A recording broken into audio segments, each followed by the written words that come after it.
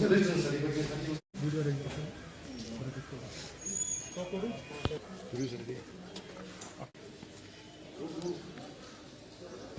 rate बराबर video rate बराबर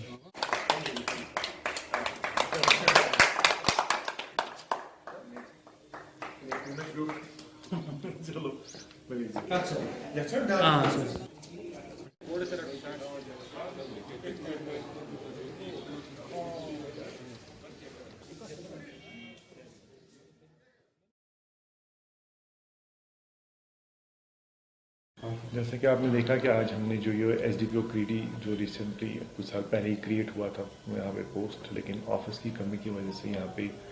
जो अवाम नास आते थे जिनके बड़े सारे मसले होते थे, किसी का कोई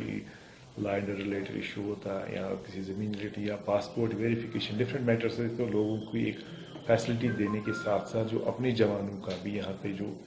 उनकी लिविंग कंडीशन बेहतर करने की एक कोशिश हमने की है, जिसमें ये ऑफिस या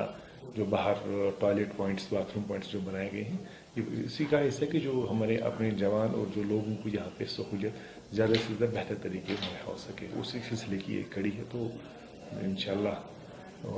जो इसमें भी जो मज़ीद करने की गुंजाइश होगी वो भी